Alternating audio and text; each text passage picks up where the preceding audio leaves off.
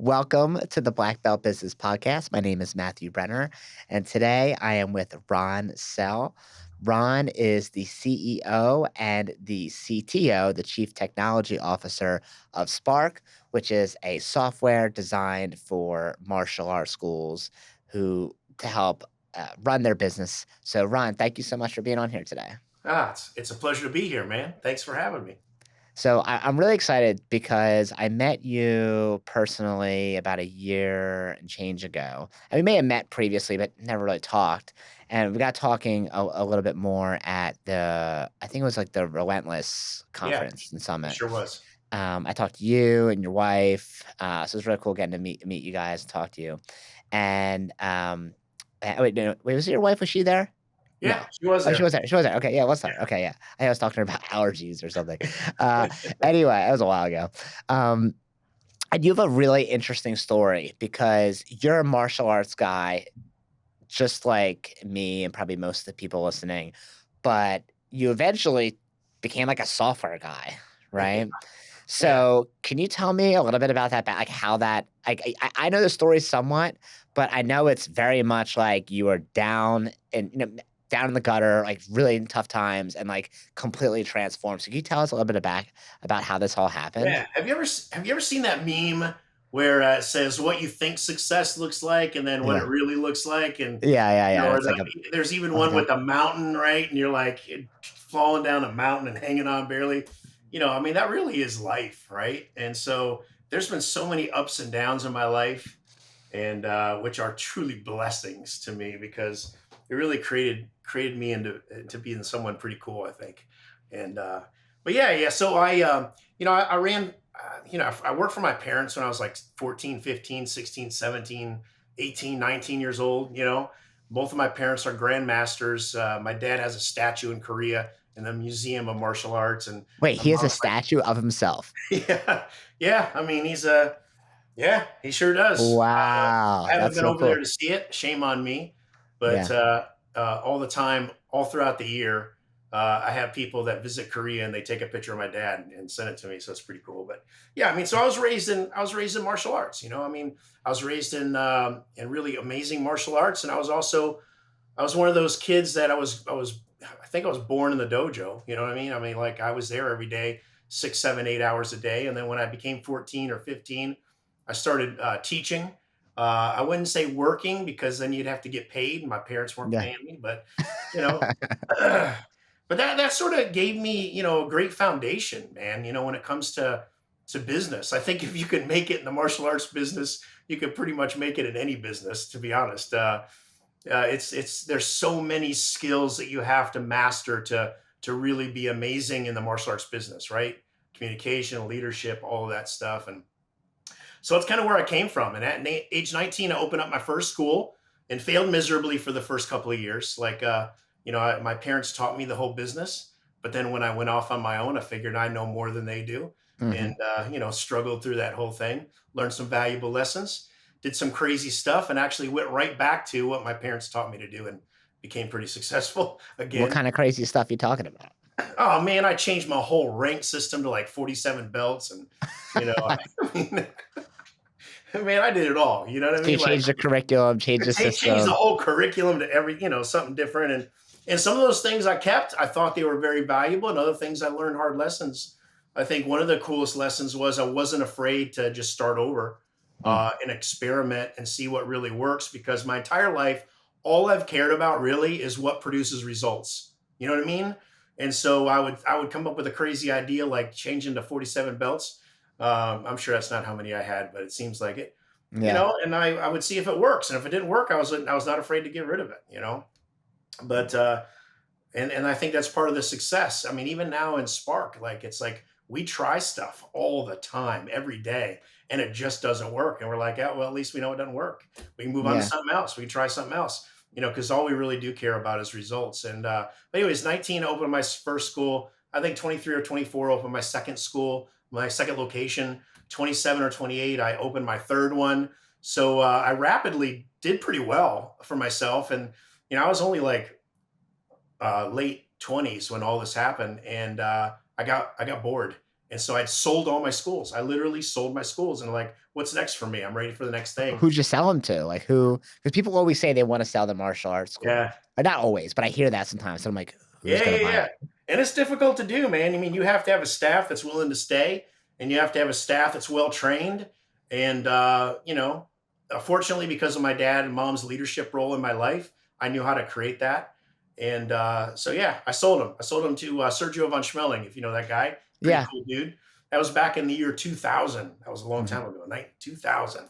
Yeah. But yeah, so I decided that I was going to go into something totally different, and that's why I told you if you can make it in the martial arts business, I think you can do anything. I started two new businesses that weren't related to martial arts whatsoever, and they exploded. And Mm. I was the sales guy and the marketing guy and all that stuff, and all I knew how to do was like do demos and sell martial arts lessons. And Yeah. I just changed out some words and I sold something else and it worked. And I'm like, wow, this is What were you pretty selling? crazy. The first thing was a company called Smart Lizard. That was the name of my company. I have no idea where that name came from. And Okay. we did websites in the year 2000. If you remember back then, maybe not. It was the .com Boom. burst. Yeah. Everybody was going Boogers. bankrupt doing Okay. websites, and for some reason, small businesses back then didn't do websites. They just didn't have them. They knew they should, so I was the guy that came in and told them why they should, and sold them a website, and built it out, and it was pretty awesome. Mm. But I Okay, got so bored of how that. I got bored of that, and so what I did was I sold it. okay. I sold that business to a local IT company who was glad to pay it for it, and I have I a was like, question. yeah, Can I ask you, like, you're in your late 20s, so you had 3 martial arts schools, you sold them. Can I ask you how much you sold your martial arts schools for? no, I'm not going to say that. What are you talking Okay. about? I don't know. You don't have to. That's so long ago. I don't even remember. I have no Okay. clue. Yeah, because It was people sometimes will say, like, "Hey, like, I'm actually looking to sell," and I'll be like, "Okay, yeah, cool, like, how much do you want for it?" And they'll say, 700,000." I'll be like, "Okay, well, what's your revenue?" And they'll be like 12K a month," and I'm like, "Okay, what's your profit mar" and it's sold. just them.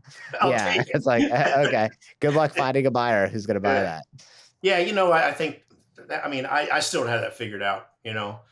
Basically, I sold my second company, the web design company, because I was bored and I was like, man, this is not what I. You see, in the martial arts, we take this for granted. You probably could understand this, that it's a very passion, purpose driven business, right?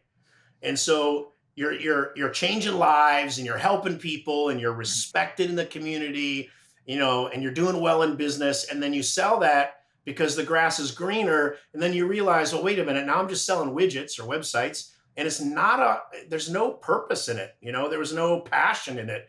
I didn't see anybody helped. I mean, sure, businesses did a little better, I'm sure, from having a website. I don't even remember back then, but I didn't feel that personally. So I did what everybody does, and I went right back to the martial arts. Not because I couldn't do anything else; I've already proved that.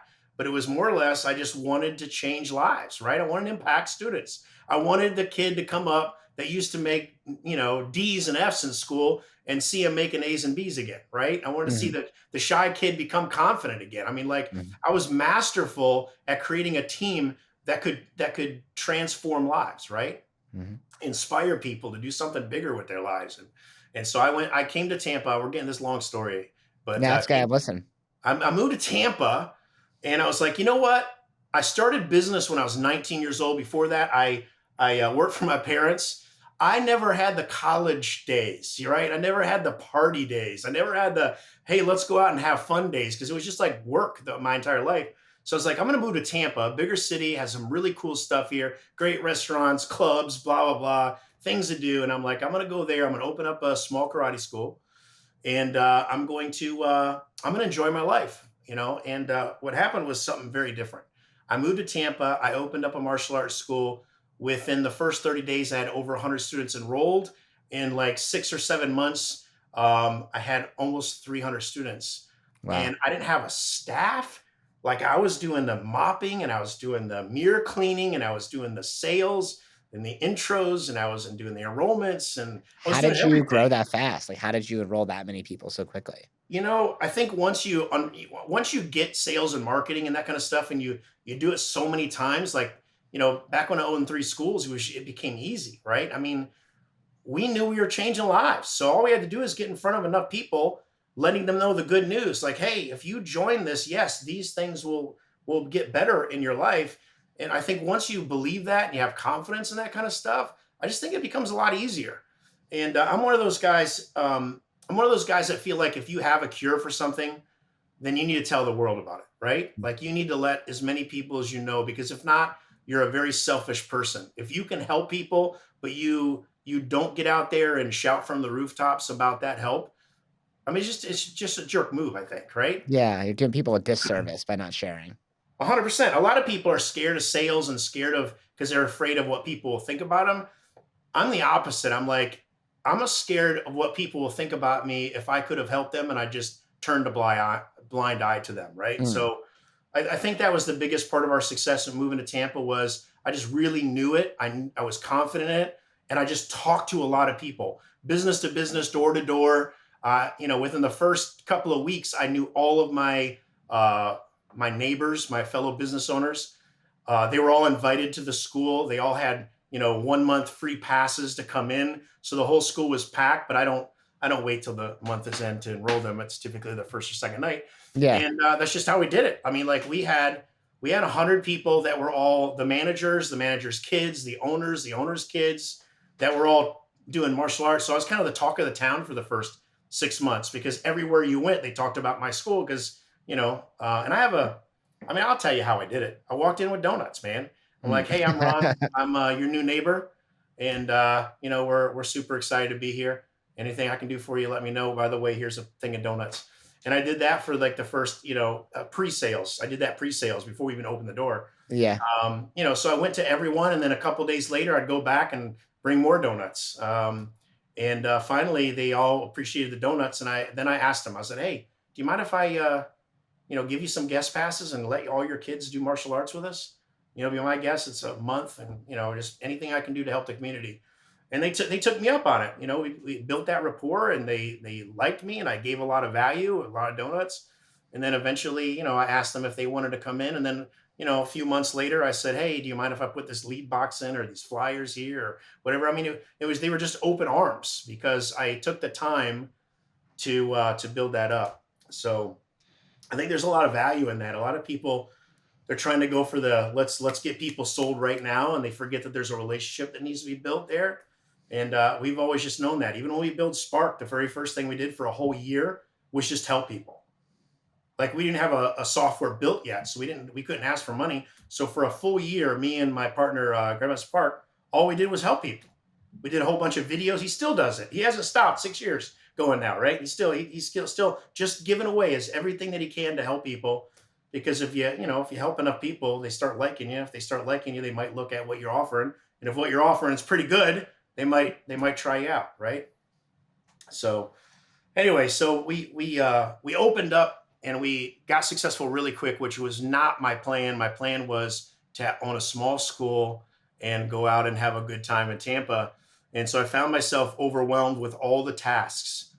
So as you've probably heard the story, I went down to the University of Barnes and Noble right here, Wesley Chapel, which is North Tampa, and I bought a whole bunch of computer books. And I was like, I'm going to write some software, and I'm going to try to get 10 hours of my life back. Now, I have not had previous training. When I owned the web design business, I wasn't the developer. I was a sales guy. I hired somebody at Barnes and Noble. Overheard this guy at Barnes and Noble say he knows how to do graphic design. I was like, "You're hired." But I mean, that's how it went, right? So Yeah. really had no background in programming, nothing like that. But I did have the desire to save 10 hours a week. Like I was like, if I could get 10 of my hours a week back, I wouldn't be so exhausted on Sunday. Be able to spend some time with my daughter, and I'd be able to go party in Tampa. And so that's what I did. It took me about a year to save those 10 hours a week of going through these books and trying stuff out. And that's another thing I learned too back then was, I would look at this block of code and I'd be like, what does this even do? I don't know. Let's run it, see what it does. And I think that's a very powerful lesson in business. A lot of times we're trying to wait for all of the inputs. Let's get all the inputs and find out from everybody. Let's search the web. Let's ask this person. And when really all you had to do was just try it and see if it worked. And if it didn't work, either change your approach or throw it away and try something else. And that's basically how I wrote the first version of what we have now as Spark. And it truly did. It was crazy. It was only designed for me. I had no intentions to give it to anybody else. All I cared about is how do I get 10 hours a week back in my life so I can enjoy Tampa, right? And enjoy my Mhm. daughter. And it certainly did that. It certainly has done that for me. Yeah. As well as, 5,000 other businesses out there that use Spark. I mean, and not only does that, but it makes them more a heck of a lot more money and they're organized and it makes what my favorite thing that it does is it takes them away from doing all the rigmarole of running a business so they can focus on the floor so they can help more people. You know what I mean? Anything that frees up your time to do what you're supposed to do, and martial arts instructor is supposed to be teaching. Anybody that any kind of tool that'll allow them to do that is something that I really love about what I do. Mm. So So, you mentioned the lizard company. What was the one after that? You said you had 2 companies before Spark. Was there 2? Was there just 1? now there's just one. My Oh, just apologies. 1, and then Spark. Okay, cool. So, Yeah. when you say 5,000 business, are these 5,000 martial arts schools, or have you guys branched out to other areas? Yeah, yeah. So I mean, we don't market to any other types of businesses. But if you have a martial arts school owner that loves Spark and he tells his, dance studio friend, hey, you should use the software, that's usually how it's been going on. However, in January, we're launching to three major channels outside of the martial arts in Cool, areas that which we think that really help that help their communities. First one is CrossFit, any kind of boutique type of fitness. We all know that fitness is so important. We all know that it's so hard to I don't know. I struggle. I struggle with. I go to the gym every day and I struggle with it. But so we're gonna be branching out into those things. But the majority of them are all martial arts schools. We're in 17 different countries now. They're all English speaking, but 17 different countries that we support, and it's been one heck of an awesome ride helping these folks. so how long has it been since you sold your martial arts schools to right now? Yeah, so it's been about 10 years, I would Okay, say, about 10 and years. at what point did you feel like, "I made the right fucking decision. I am glad I did this." Also, I own a martial arts school now too. I Okay, don't go you still there. I'm have not one. the operator, but I own one now because I believe in what they do so much. I wanted to be a part of it, right? Yeah. Even though I'm not teaching and all that stuff. But anyways, but you know, I've been fortunate in my life that I've loved everything that I've gotten into, right? I mean, like people say, do what you love and it won't be any work. Well, it is a lot of work, but I still do what I love. But I've been fortunate enough in my life that everything I've done, running schools, though I don't miss it because it's been replaced with something else that I love too. But going back then, I loved it. I loved doing the websites. I would never go back, right? Well, I guess we do websites, don't we? And then I don't do them. We have a team, right? But Yeah, then, you know, I just love helping business owners, right. especially anything in the fitness realm, martial arts, kickboxing, MMA, CrossFit. I just love that. And so I get a heck of a lot of joy every day. Like when I wake up in the morning, I'm ready to go and run still now, after doing this for so long. It's because I just love seeing the results that people are getting from it, right? So Mm. it was instant. As soon as the first person said, Ron, it also saved me 10 hours a week. Or as soon as the first business told me, hey, Ron, I don't need to hire another employee because Spark took care of almost a full time employee. I mean, those types of things just really make me happy. Yeah, so is there at what point did you feel like you're d like, what your financial success that you have now, at what point were you like, "Oh my god, this is way bigger than I thought it was gonna be?" Was it year 4? Was it year 2? Yeah. I just couldn't believe it ever grew that big. I mean, we got to 100 schools and I'm like, holy crap. I mean, are you fucking kidding me? Like, how did we get 100 schools and now we got over 5,000? It's like, I don't know, man. I just feel really blessed and lucky, to be honest. It's like, yeah, I feel really lucky to live the life that we do and to help them as many people as we do. Well, I feel like it's not luck to go into Barnes& and Noble and teach yourself a skill set that you had no previous experience in, it's not like you had someone in your family who's like, "Let me show you how to do this, like, you can make a Yeah. lot of money." You're just like, "No, I just wanna learn how to do it for myself," and, most people will not take the time and energy to go educate themselves in a skill set they don't know unless someone pushes them along like a boss, like they have to Yeah, do it, sure. Sure. or maybe their back's up against the wall. You had a skill set, you could run martial arts schools, make decent money or good Yeah. money and do that forever, right? But you're like, "Hey, I wanna do this other thing." And, most information is free on the internet, right? Or in books. Like, you don't necessarily need to pay someone for it, Yeah, for sure. right? But, like, sometimes people have to pay to actually do the work. Yeah. But you're like, They "Hey, I'm need gonna go a to Barnes& and mentor to Noble." push them. Yeah. Yeah, yeah, you need a I've mentor to not push them. honestly, I've never been that way, I might be weird in that I'm just internally motivated because 'cause I'm hungry. Also, what's crazy is that, like, when I bought those books, it's because there was no YouTube back then. We couldn't watch Right. videos. Now you can. There's no excuse not to learn something new, you know what I mean? Yeah. Back then there wasn't Google. There wasn't. It's like I don't know how old Google is, 15 years or something like that, but it wasn't as easy. And so me learning that stuff was really just me having the desire to just learn that knowledge, right? And had no one really pushing me to do it. And then there's another concept too. Is like that I think about it all the time. Is like um, there was no expected payout for me. Like I was hoping it would save me 10 hours a week, but that was just a hope while I did it. Right? Right. I could have just added on more and more time. Right? But You my you hope probably was had to that. spend you probably had to invest, I'm assuming dozens of hours It's or funny, hundreds right? of hours in Yeah, order to save 10 hours. 100%. And all the frustration and all of it not working over and over and over until it did work, right? That's the definition of persistent right there. You just keep it doesn't work and you keep going. But, and then also I wasn't going to turn this into a business. I had no hope for that. And then when we started Spark, my second software company, when I started Spark, it's like we had no guarantee that it was going to work. So we put that year in of helping people, plus me spending about, and I'm not over exaggerating, I spent 20-hour days for 11 months straight to write every single piece of Spark from scratch and eating meals at my desk. My wife, Jen, thank God, she'd bring me, I'd sleep 4 hours a night, which I'm more of an 8 hour a guy, type I guy. don't know how you could function in 4 I hours. don't know how I did it because I had to, right?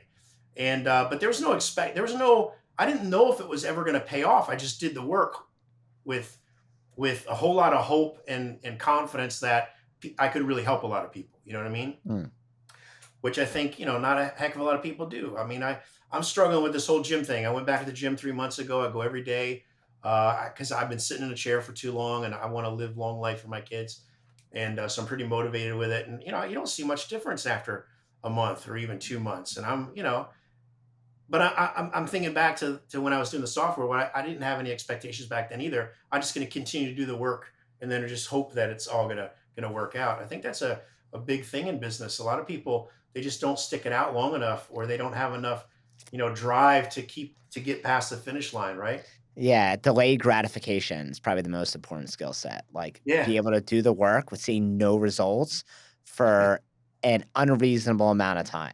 And And then you get crazy results quickly, and everyone goes, "Wow, look how fast that happened." yeah, Right?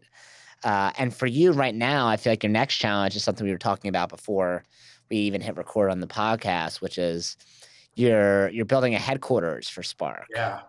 And that's bring a whole new set of challenges because when I got on here, I'm like, "Hey, is that your home office?" And you're like, "Matt, you try to piss me off?" I'm like, "What do you mean?" And you're like, "Well, I'm trying to build this office for us, and it's taking way longer than expected." So, can you tell me a little bit about that, just so people understand Yeah, a new set of challenges that come with it? yeah. So during the pandemic, we wanted to own property. That was something important to us. We're doing very well as a company, and it's like we're going to continue for the next 20 years to throw away rent money or lease money or whatever. We gonna step into real estate? So, you know, right before the pandemic, we were looking for buildings to move into in Tampa. There was nothing, like no commercial buildings available for sale. And so we're like, well, what are we going to do next? And we're like, all right, we're going to buy a piece of land. We're going to buy a piece of land and we're going to build our own building. And that sounds Damn. fun, I'll tell you. But it's been one challenge after another, after another, after another. And then when I think the light is at the end of the tunnel, it just the goalposts seemed to get moved farther. But yeah, so we bought a piece of land. The first thing that happened was the guy, the general contractor that we hired to do this whole project, uh, he didn't own the land, and he said he did. So we're at closing, and we're sitting down to close on the loan, and it's like, oh, I don't own the land yet. so that, like, we had to go out and we had to personally pay cash for that piece of land, and then our I think our closing was delayed like 2 months, which means construction was delayed 2 months. Well, we at least own a piece of land, and then it just was one thing after another, man. Just doing this stuff. It took 6 months just to get permits pulled. Now our general contractor told us it was going to take, it's going to take like 2 or 3 weeks because it's all automated now. It's all electronic. I'm like, well, I need to go and write some software for this county to Yeah. get that. But it took 6 months. There's ideas for business everywhere. You just Hmm. got to pay attention. You know what I mean? Yeah, But so it's taking way longer than you expected it to. yeah, So yeah. how long has it been since you started the process? I think it's been, so it was during the pandemic that we were doing that. I don't know. It's probably been at least a year and a half on a 6-month project. Wow, okay, Yeah. and you're not done yet? No, so we're hoping. We're We're hoping that hoping. we're gonna be done January 1st. Move in, Okay. ready to go. Okay, cool, and then who moves into that office? Like, who goes? You go in there every day and Yeah, yeah. Grandmaster So I Park? plan on going in most days. I'm not sure I'll go in every day. It's only about 14 minutes from the house, so that's kind of cool. And but yeah, I mean, all of our Tampa team will come. We've got about 12 of us here in Tampa. Cool. We're kind of spread out a little bit. We've got a bunch of people down in Fort Lauderdale, South Florida area. Um, One of my programmers lives in St. Pete. He'll probably stay home. Programmers work better from home. They don't like the whole office thing, and I'm cool with that.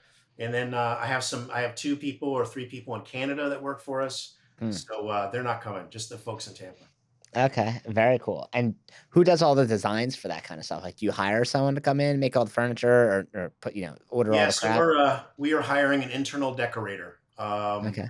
But that does, we're right now we're interviewing or whatever they're called, Yeah. decorators. We're Designers? Yeah. interviewing design, yeah, whatever. I think there's 2 different things. I think there's a designer and a decorator in there Okay, too. well, I wouldn't know, I never had to build it from scratch, so Yeah. So, anyways, we're interviewing right now, and so I think soon as we get, as soon as they're done with the next stage, which is we're putting up glass walls inside. As soon as that's done, they're going to get in there, but we're going to move in while they're decorating. I mean, I'm anxious. I'm ready to go. I'm not waiting until the whole thing's done. I like Hmm. that, moving in before it's perfect and just waiting. Right on. So how many square feet will it be? It's 5,000 feet.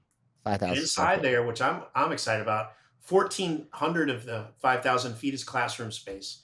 So when I Okay. say classroom, that is so that people can fly into Tampa and we can work on their business, work on their software, work on their automations, work on saving them time, work on making them more money, and we can do that like on a monthly basis. Very, very cool. So do you get, like, anxious being in your home office? You're like, "Oh, I just don't wanna be in the same spot anymore." You get bored? It's just, I have 5 kids, I have 6 kids, but only 5 in the house. It's a very big distraction. Okay, so you're able to focus better. Yeah, I think it's the focus part that I'm most excited about. Yeah, I But like how you're also, looking around when you say that, like, yeah. "Shh." Yeah. It's also, I think, there's something about being in person with your team.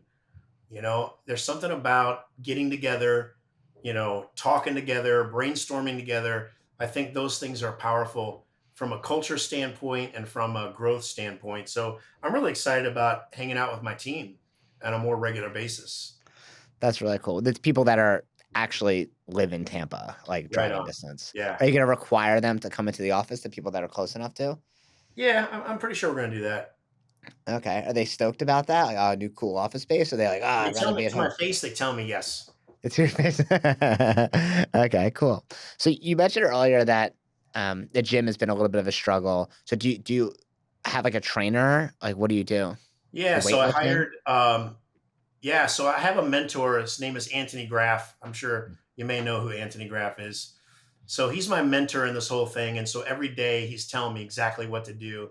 And then that got overwhelming. So I hired 2 different trainers at the gym. I joined a gym. I hired 2 different trainers because one couldn't get me every day. So I had to hire 2 different ones. So yeah, so I'm giving them the plan Anthony's given to me. and then they work me out, and it's That's so brutal. funny. Yeah. So Anthony, he's like an online trainer, and he just gives you No, like he's a programs? martial arts guy, and he's down Okay. in Miami. He's got a martial arts school down in Miami. One I of think I the do know who that neatest, is. Okay. yeah, Anthony Grav. He's one of the neatest guys I've ever met. Wonderful father, incredible athlete, and so he's the one that I went to. I was like, hey man, will you help me out? Like I'm sick of my life. I'm sick. I'm not sick of my life. I'm sick of my health, and I know if something doesn't change in my life, because I'm not as active as I used to be when I owned martial arts schools. That I'm not going to live the life that I should, and I'm not going to give back to my kids like I should, and I'm not going to enjoy my later years as I should. And so he was like, "Yep, done." And ever since that day, he's been cracking the whip on me, man. That's amazing. So, is there something that happened that motivated that? Like, I don't know, you went to a doctor, had high blood pressure or something, and he said, "Hey, Yeah, you gotta get this." yeah. So I do blood work every 3 months, and there's nothing there. But I can see it in everybody. Everybody. I can see it in people as they get older. They're starting to, things are failing on them, and I just knew the path I was on. And one of my biggest purposes in this life is to be an awesome dad. And I just didn't think that those two things went together. Me not taking care of myself, and having a good life for my kids. So I had enough. Took me about a year to get fully upset enough at myself for not taking action before I approached Anthony. But and then I wrote this big long document, big long note in my phone about why I'm doing this. And I was pretty ugly with myself. I was pretty real and raw. And I was like, man, if you don't do this, this is what's going to happen in your life. And I think that was the stepping stone for me to say, okay, well then if this is true, then I got to do something about it today. And so that's what I did. So I think there's probably a lot of people out there, man, that are in my situation where, I'm running 7 different teams, 4 different companies. I have 5 kids. There's a lot going on in my life, and I put myself last. I put my health last. I always like, oh, but if I could spend 20 minutes doing this, or I could be 20 minutes at the gym. And I always just chose this because it seemed more important until it's not more important. I think I got some good leverage on myself to make a big change. Yeah, I mean, it goes back to that same delayed gratification, right? It's like you can put in the work now, so you have the time to spend with your Yeah, kids or grandkids later, right? right on, right on. Yeah, I think that's super cool. So, do your kids train in martial arts? Have you like kind of pushed them in that direction, or? No, even though the school that I own, an amazing instructor, John Gaston, who owns that school with me, only lives 10 minutes away. They're not in martial arts. And the biggest reason is just we're just going in so many different directions that we just haven't gotten it done. But hopefully, when wakeboarding is done, which is soon, and gymnastics is done, which I don't think ever gets done. Like I have 5 kids and they all do 5 different things. You understand what I mean? Oh So wow.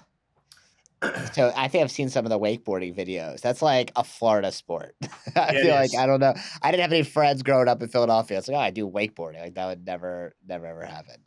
It's a lot Uh, of fun. I grew up on the lake. We live on a 450-acre lake. okay. For those of you guys that don't know what that is, it's huge. It's just a big Yeah. lake, perfect for what we do. We Are do you some part of a surfing out there. community? Like you live in a community? No, we just live around this big lake. I mean, it's not. We're on the kind of in the country on the second biggest lake in Tampa. Okay. Um, so I guess it's a community, but it's not like a. We're just separated by a road that goes around the entire lake. Mm. So, uh, it's funny. I actually forgot you lived in Tampa because I will be in Tampa in January. For that thing that you probably gonna be like, man, that'd be cool in my 20s or 30s, maybe, which is Gasparilla. Oh yeah, Uh, yeah, it's fun. So you're going to Gasparilla? yeah, so I went last You can year for have a the first blast. time. Yeah. Yeah, so last year I went, a buddy of mine moved out there and he's like, "Hey, you wanna come down? There's this like thing called Gasparilla. People dress like pirates." And I didn't know anything about it. And I even forgot what the word was. I didn't know the word Gasparilla. Then I'm on the airplane, and the pilot's like, "Who's on the plane for Gasparilla?" And everyone's like, "Ah!" And I'm like, "Oh, Gasparilla, that's what it's called." And I googled it while I'm on the airplane, and I'm like, "Oh, that's what he said, pirate thing. Oh, cool." And then I'm hanging out with him, and he's like, "All right, well, tomorrow we gotta wake up for Gasparilla, and we gotta, um, we're gonna go to my friend's house and we're gonna have some drinks. And I'm like, all right, cool, that sounds good. But I'm gonna like wake up, I'm going to the gym. I'm assuming we'll go there like, 3 or 4. He's like, no, man, we're gonna be there at 9:30 in the morning. I'm like, what are you talking about? It's a I'm long like, day. yeah, like I love having a couple, not a lot, I don't love, yeah, I like having a couple drinks, but not too often. I'll probably have a couple drinks once a month, right? If that, it's just I'm not super into it. But every once in a while, I'll get drunk with my friends. It'll be super fun. And this is that situation, and I didn't know that it was gonna be an all day like affair. And like when I walk outside and see everyone in pirate costumes and everyone's drunk by noon, I'm like, this is crazy. And one of his friends is a physician and does super well, and he had his boat on the water, so we're like, and all his food and spread and alcohol. So And I'm like, you this went on the is boat? yeah, I went on the boat, which is Oh, super yeah, that's cool. fun. They had the pirate boat go by with the cannons and stuff. It's fun. It's fun. Yeah, and so I told my friends, I'm like, "Guys, and my girlfriend, I'm like, we're going to Gasparilla next year. Like, we have to. It is so cool. It's such a good, like, unique cultural experience Yeah. that I have to." But you're probably bored of that because like every year, you're probably like, No, "Ah, I don't I want to don't go." go every year, but, I'll go this year so I can come see you. But, Okay, it's a blast, and, there's more than just that one day. There's, like, the children's parade, then there's the night parade, okay, then there's another one, the day parade. And it's on different weekends, and it's crazy. So let me know when you're coming. yeah, I did the same thing a few years ago, man. My daughter turned 21, Madison, and she says to me, she goes, "Hey, Dad, for my 21st birthday, I want to hang out with you." I'm like, "That's crazy." Like when I was 21, the last thing I wanted was my parents around. yeah.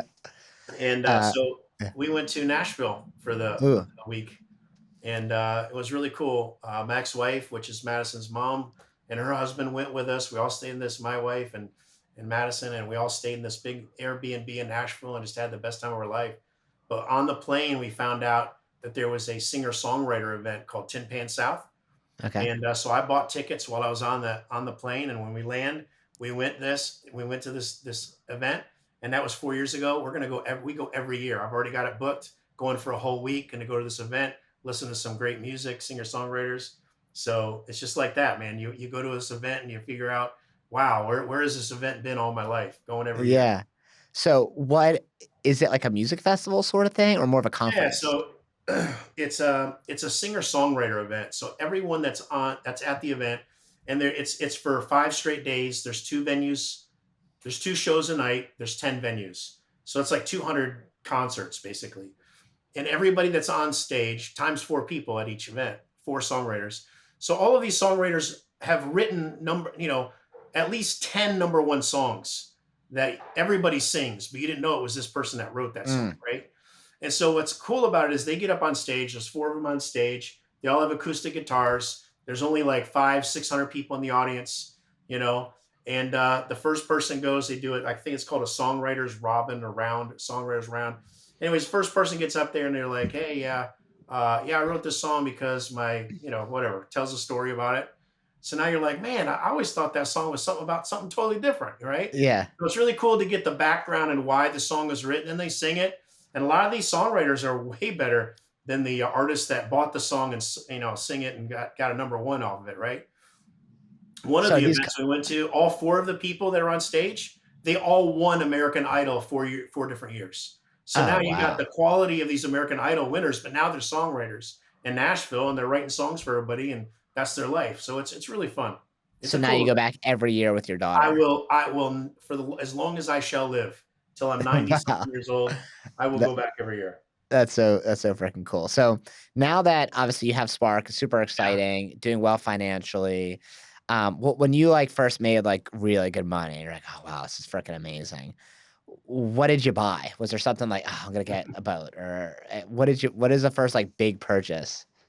Yeah. So yeah, you know my story. I lost everything, 2 car repossessions, lost my house, all that stuff.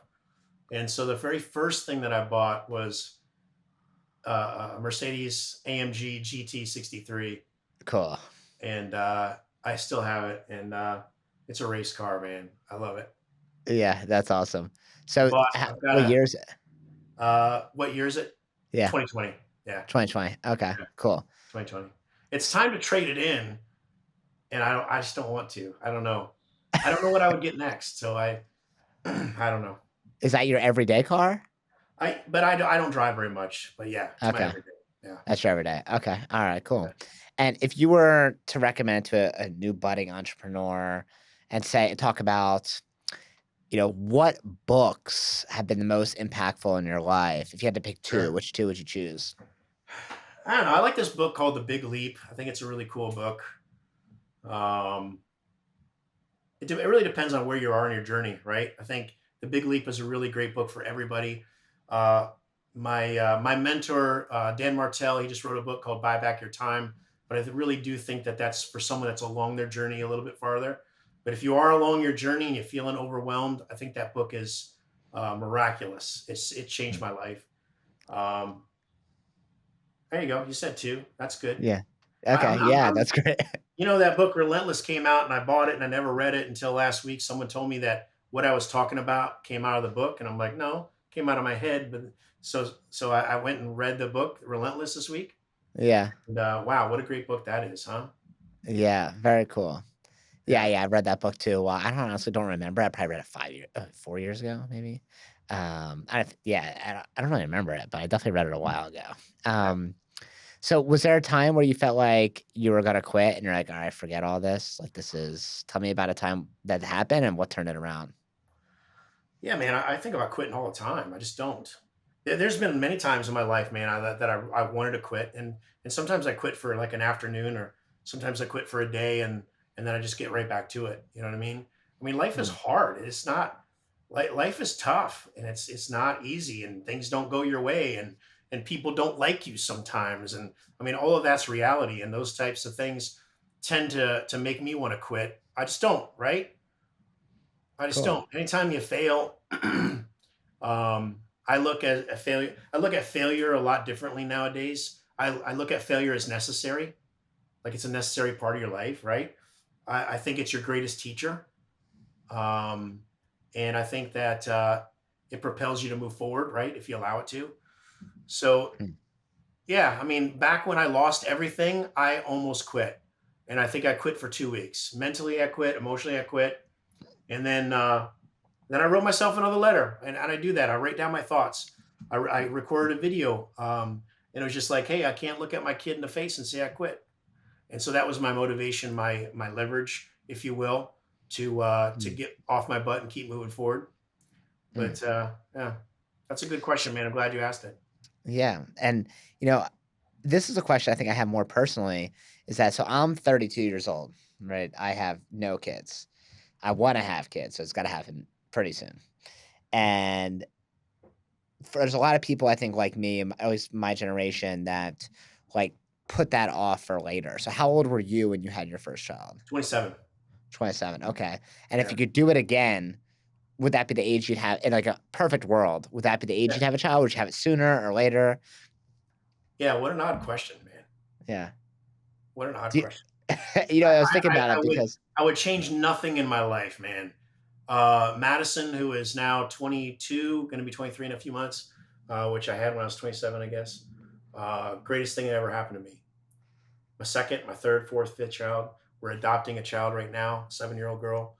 oh Um, wow. all of that stuff is like, it's just like, that's what brings you the joy in your life, man. You know what I mean? Like family and kids and moving along in the right path together. I mean, that's really where the biggest juice and joy of life is. So I certainly wouldn't have waited anymore. Yeah, I just heard some sort of statistic about, a lot of people think you should wait to have kids until your career is you're a certain level of your career because then you can focus all on that and not, and it was some stat about how like the world's like richest people all had kids like in their 20s and like didn't necessarily wait till their 30s or they all did it pretty soon. Like, Elon Musk, like he didn't wait till like much later. He was like in his like earlier mid 20s. He just keeps on having kids. And I don't know in his situation, I don't know how much attention they get. I know nothing about that, right? Yeah. But yeah, for my like generation or age group, I'm always curious for someone who has kids, right? Like how like what you think about that. So how do you juggle like you obviously running the businesses takes up a lot of your time. Is there certain times of the day that you prioritize? Like, oh, between these hours, I don't work at all, just Yeah. family time? Yeah, so I try to every day at like 3 or 4 o'clock just to be done. I just walk away from it. I used to work all day long, right? I mean, that was just the what you did. And nowadays, and some days I call in well. I mean, I tell my team I'm just not going to do anything today. Um, and because I my kid comes up and says, "Hey, let's go jet skiing on the lake," and I'm like, "Yeah, heck yeah, let's do that." You know what I mean? Cool. Or let's do something cool together as a family, and we do that often. We're now every Wednesday we're doing family date night, which I've always done date night with my wife, but I was like, now how come we're not doing that with the kids, right? So, we're doing that every Wednesday. But yeah, man, I'm very focused. When I work, I'm extremely I think martial arts gave that to me, that just intense, deep focus. Like nothing else goes on, and I can accomplish so many, I think, genius things, right? In such a short amount of time. And then I take it up the next day. So Cool. So I want you to answer this question. So I feel most alive, or finish the sentence. Sorry. okay. I feel most alive when. Feel most alive when. Why don't you give me these questions before we start these things so I could think? I So I feel want to hear what you have in the moment, not some canned thing you have time to think about. most alive. Man, I don't know. I mean, my whole life is pretty damn good, man, and I feel lucky and blessed like almost all the time. Uh, except the times when I want to strangle the kids, but other than that, Well, I think that's probably every dad at some point, right? yeah, yeah, yeah, yeah. I think I feel most alive when I'm learning something new, right? Like even now with technology, like I spent 4 hours yesterday learning more about technology. I mean, and that's a habit of mine. I mean, just I'm constantly doing that. And when I learn something new and see its application, I think that's when I become most alive. Like that really that gets me pretty fired up. What's something new you heard recently about technology or you've learned that you feel like most people don't know? This AI stuff is crazy in multiple ways. It's really cool, and then it's really weird at the same time. This AI technology is moving so damn fast that things that I learned that worked that were awesome a month ago don't even work the same way anymore. It's like Hmm. totally changed. So we're in this whole AI thing, which I really do find really fun and interesting. It's just moving so fast. The cycles are so close that I don't think anybody's going to have a real good handle on it for a while. Hmm. Yeah, I feel like every single day I see ads on, Facebook or Instagram, like use AI to promote your business or blah blah Yeah, blah. And I'm yeah. like, I think you're all of those just guys are going to be out of business. Like I really do. Like most of these people that are saying all that stuff like they haven't figured out, I know for a fact don't. Like they just don't have it figured out yet. yeah. And So you think no one's got it figured out yet? Like, a 'cause lot it's of just these so new. guys are, they're hype sellers, right? They're selling to people that don't know any better because they haven't taken the time to put in there. But I do also think there's some AI stuff that's going to come down the pipeline pretty soon. That's really going to help a lot of people.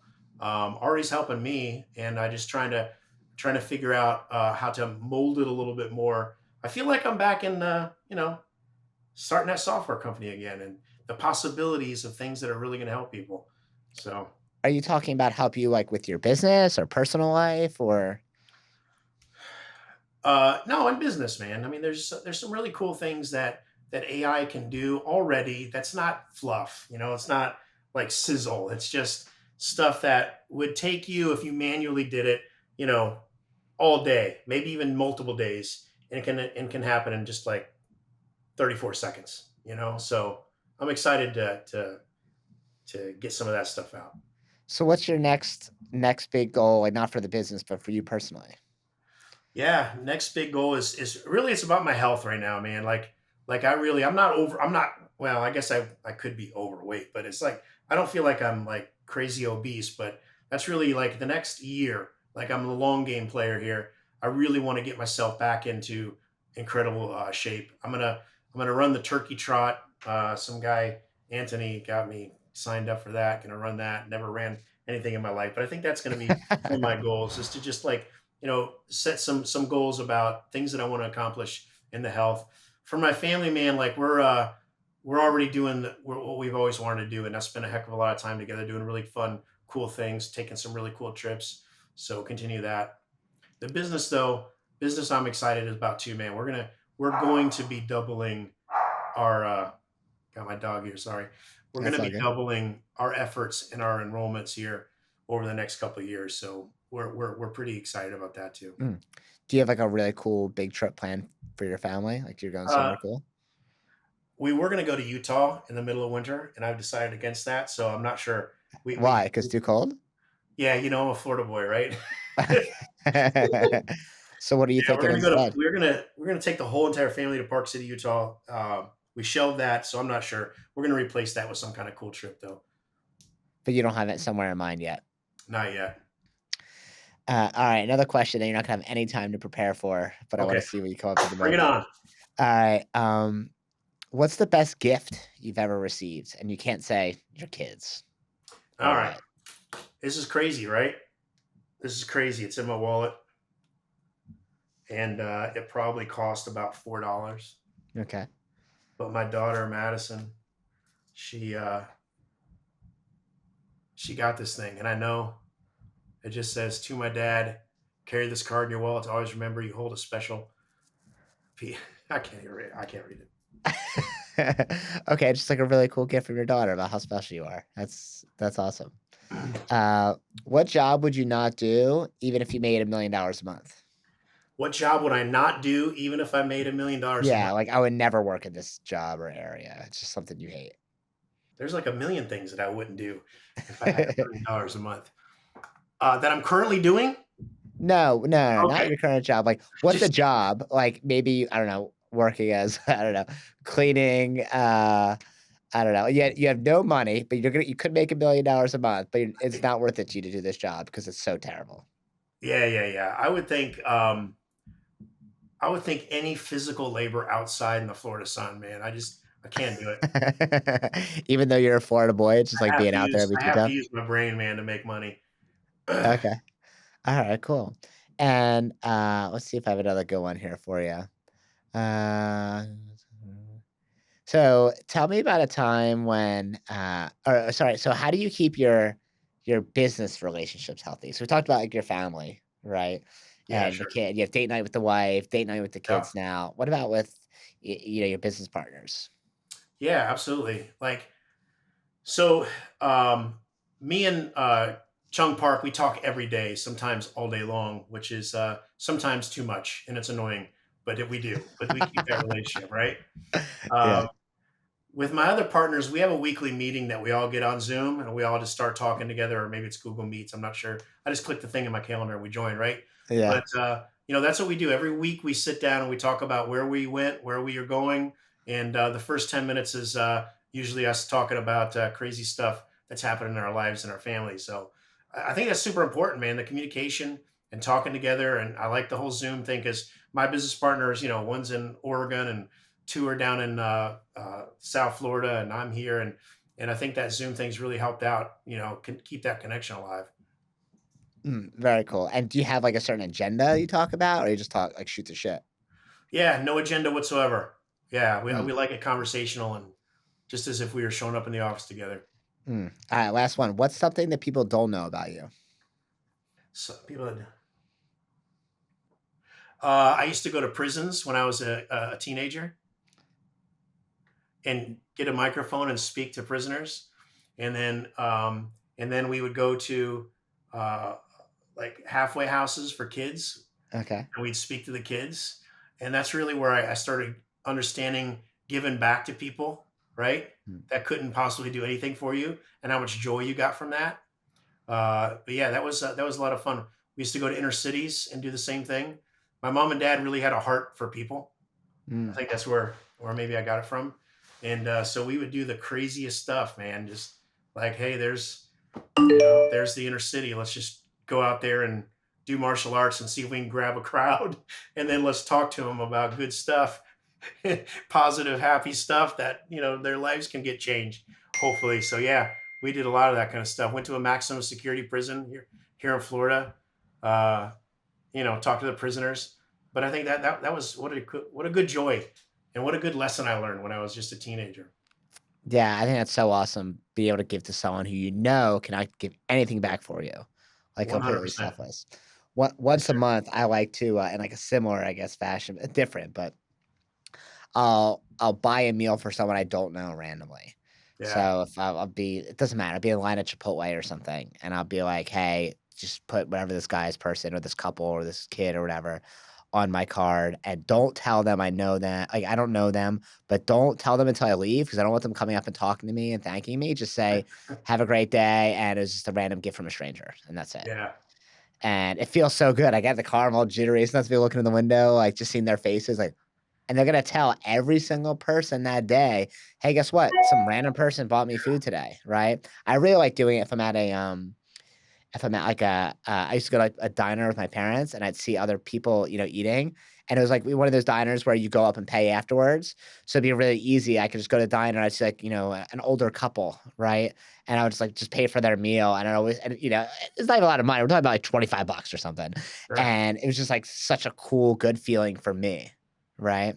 And people pass that on and talk about it all day. At least I hope they do. Yeah, I Um, think it spreads, good things to people, right? Most of the stuff that's talked about is all the negative crap, but doing something like that is really, is spreading that positivity, right? Maybe that inspires someone else. Like, when we do one thing every Christmas, and we give out like 100 bikes. We create bikes and put them together, and we hand them out to the so neighborhood. cool. And I tell everybody about that because, not that I'm trying to brag, but it's like maybe you'll think about something like that and you'll do it in your place, right? Like maybe it Yeah. inspires more people to do bigger things like that, and we change the world like that, right? Yeah, yeah. I mean, anyone that thinks, "Oh, that's bragging," probably doesn't do something like that. Like, you want people to know, right? Tony Robbins always talks about how he does his, like, turkey thing on Thanksgiving. Like, I know about that, and I'm inspired by that to do more, not be like, Right. "Oh, look at him brag." Like, no, that's not so if someone wanted to reach out to you and find you, ask you a question, or maybe they're interested in Spark, how do they find you? Yeah, absolutely. Well, I mean, Spark's website is sparkmembership.com. Obviously, I'm on Facebook. Anybody who wants to reach out to me, Ron Sell, they can do it that way as well. Yeah, send me a message. So, yeah, we Cool. love to talk with you Awesome. Well, thank you so much, Ron, for being on here. It's been a pleasure to talk to you. I look forward to maybe drinking some tequila with you in in Gasparilla January. in Absolutely, bud. January. In January. All right. Much love. Thanks, Hey, thanks Ron. so much, man. I had a good time. My pleasure.